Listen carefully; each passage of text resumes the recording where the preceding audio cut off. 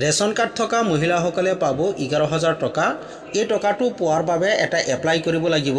যদি আপোনাৰ ration card আছে তেনেহ'লে এই আঁচনিত এপ্লাই কৰিব পাৰে। এই আঁচনিটো কি কেনেকৈ এপ্লাই কৰিব লাগিব, এপ্লাই কৰিবলৈ কি ডকুমেণ্টৰ প্ৰয়োজন হ'ব, কোনে কোনে এপ্লাই কৰিব পাৰিব, সম্পূৰ্ণ প্ৰচেছ আপোনালোকে এইটো ভিডিঅ'ৰ জৰিয়তে জানিব পাৰিব। যদি ভিডিঅ'টো ভাল লাগে লাইক এটা কৰি দিব আৰু যদি মোৰ চেনেলত নতুন আহিছে তেনেহ'লে চেনেলটো ছাবস্ক্ৰাইব কৰি দিব। ইয়াৰ বাবে গুগল ব্ৰাউজাৰ ওপেন কৰিব আৰু PMMVY লিখি সাৰ্চ কৰি দিব। তাৰ পিছত আপোনাৰ সন্মুখত এনেকুৱা পেজ খোল খাব। ওপৰত যেটো লিংক দিয়া হৈ আছে এইটো লিংকত ক্লিক কৰি দিব। আপোনাৰ সন্মুখত এনেকুৱা পেজ খোল খাব। অলপ তলফালে আহিব। ইয়াত চাওক দিয়া হৈ আছে এই আঁচনিৰ বাবে কিমান সংখ্যক লোকে এপ্লিকেশ্যন কৰিছে আৰু কিমান সংখ্যক লোকে এই আঁচনিৰ পৰা লাভ উঠাব পাৰিছে। এই আঁচনিটোৰ নাম হ'ল প্ৰধানমন্ত্ৰী মাতৃবন্দন যোজনা। ইয়াৰ বাবে এপ্লাই কৰিবলৈ ওপৰত চাওক দিয়া হৈ আছে চিটিজেন লগিন, ইয়াত ক্লিক কৰি দিব। তাৰ পিছত আপোনাৰ সন্মুখত এনেকুৱা পেজ খোল খাব। ইয়াত চাওক দিয়া হৈ আছে মোবাইল নম্বৰ, ইয়াত মোবাইল নম্বৰটো বহুৱাই দিব।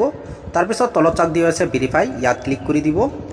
যেতিয়াই ক্লিক কৰি দিব আপোনাৰ সন্মুখত এনেকুৱা পেজ খোল খাব। ইয়াত মোবাইল নম্বৰটো নিজে নিজে আহি যাব। তাৰ পিছত তলত চাওক দিয়া হৈ আছে ইউৰ নেম, ইয়াত নামটো বহুৱাই দিব। তাৰ পিছত তলত চাওক দিয়া হৈ আছে সিলেক্ট ষ্টেট, ইয়াত ক্লিক কৰি দিব আৰু আপোনাৰ ষ্টেটটো ইয়াৰ পৰা সিলেক্ট কৰি দিব। তাৰ পিছত তলত চাওক দিয়া হৈ আছে সিলেক্ট ডিস্ট্ৰিক্ট, ইয়াত ক্লিক কৰি দিব আৰু আপোনাৰ ডিস্ট্ৰিক্টটো সিলেক্ট কৰি দিব। তাৰ পিছত তলত চাওক দিয়া হৈ আছে ব্লকটো ইয়াৰ পৰা সিলেক্ট কৰি দিব। তাৰ পিছত তলত ভিলেজটো সিলেক্ট কৰি দিব। তাৰ পিছত ৰিলেশনশ্বিপ বেনিফিচিয়াৰী, ইয়াত ক্লিক কৰি দিব আৰু ইয়াৰ পৰা ৰিলেশনশ্বিপটো সিলেক্ট কৰি দিব। তাৰ পিছত তলত চাওক দিয়া আছে ক্ৰেডিট একাউণ্টত ক্লিক কৰি দিব। যেতিয়াই ক্লিক কৰি দিব তেতিয়া আপোনাৰ একাউণ্ট ক্ৰেডিট কমপ্লিট হৈ যাব। ইয়াত চাওক দিয়া হৈ আছে your account has been credit successfully. তাৰ পিছত লগইন কৰাৰ বাবে ইয়াত মোবাইল নম্বৰটো বহুৱাই দিব আৰু ভেৰিফাইড ক্লিক কৰি দিব। যেতিয়াই ক্লিক কৰি দিব আপোনাৰ মোবাইলত এটা OTP পঠিয়াব। OTPটো ইয়াত বহুৱাই দিব আৰু এই কেপচাৰটো ইয়াত বহুৱাই দিব আৰু ভেলিডেটত ক্লিক কৰি দিব। যেতিয়াই ক্লিক কৰি দিব আপোনাৰ সন্মুখত এনেকুৱা এটা ফৰ্ম খোল খাব। এই ফৰ্মটো আপোনাৰ ফিল আপ কৰিব লাগিব। এই আঁচনিটোৰ নাম হ'ল প্ৰধানমন্ত্ৰী মাতৃবন্দন যোজনা। এই আঁচনিত অকল মহিলাসকলেহে আবেদন কৰিব পাৰিব, পুৰুষসকলে আবেদন কৰিব নোৱাৰে।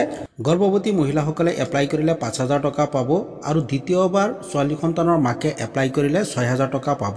এই 11,000 টকা। এতিয়া বলক মই দেখুৱাই দিছোঁ ফৰ্মখন কেনেকৈ ফিল আপ কৰিব। যদি আপোনাৰ কিবা চৰকাৰী চাকৰি আছে তেনেহ'লে ইয়াত ইয়েছ কৰি দিব আৰু যদি চৰকাৰী চাকৰি নাই তেনেহ'লে ন' কৰি দিব। তাৰপিছত তলত চাওক দিয়া হৈ আছে ফাৰ্ষ্ট চিল্ড আৰু ছেকেণ্ড চিল্ড। যদি ফাৰ্ষ্ট চিল্ড হয় তেনেহ'লে প্ৰথমটো চিলেক্ট কৰিব আৰু যদি ছেকেণ্ড চিল্ড হয় তেনেহ'লে 2 নম্বৰটো চিলেক্ট কৰি দিব। তাৰপিছত তলত চাওক দিয়া হৈ আছে নাম্বাৰ অফ লিভিং চিলড্ৰেন, ইয়াত ক্লিক কৰি দিব আৰু কেইজন ল'ৰা ছোৱালী আছে সেইটো ইয়াৰ পৰা চিলেক্ট কৰি দিব, সংখ্যাটো ইয়াৰ পৰা চিলেক্ট কৰি দিব। তাৰপিছত যদি আপোনাৰ আধাৰ কাৰ্ড আছে তেনেহ'লে ইয়েছ কৰি দিব, নহ'লে ন' কৰি দিব। তাৰপিছত ইয়াত নাম লিখিব আৰু ইয়াত আধাৰ কাৰ্ড নম্বৰ লিখিব। তাৰপিছত ইয়াত ডেট অফ বাৰ্থ আৰু ইয়াত বয়সটো লিখিব। তাৰপিছত ইয়াৰ পৰা কেটেগৰীটো চিলেক্ট কৰি দিব আৰু ইয়াত মোবাইল নম্বৰটো বহুৱাই দিব। তাৰপিছত ইলিজিবিলিটি প্ৰুফ, ইলিজিবিলিটি ক্ৰাইটেৰিয়া, তলত চাওক দিয়া আছে চিলেক্ট ডকুমেণ্ট, ইয়াত ক্লিক কৰি দিব আৰু ইয়াৰ পৰা ই শ্ৰম কাৰ্ডটো চিলেক্ট কৰি দিব। তাৰপিছত আইডেণ্টি নং, ইয়াত ই শ্ৰম কাৰ্ডৰ নম্বৰটো বহুৱাই দিব। তাৰপিছত MCP কাৰ্ড ডিটেইলছ, আপোনাৰ ইয়াত MCP কাৰ্ড ডিটেইলছ বহাব লাগিব। ইয়াত আইডিটো বহুৱাই দিব, ইয়াত ৰেজিষ্ট্ৰেশ্যন নম্বৰটো বহুৱাই দিব। কাৰ্ডৰ পৰা চাই এই সকলোকেইটা বস্তু বহুৱাই দিব। তাৰপিছত এড্ৰেছ, যদি এড্ৰেছটো এনেকৈ নিজে নিজে নাহে তেনেহ'লে ফিল কৰি দিব। তাৰপিছত ছাবমিটত ক্লিক কৰি দিব। যেতিয়াই ছাবমিটত ক্লিক কৰি দিব আপোনাৰ এপ্লিকেশ্যন কমপ্লিট হৈ যাব।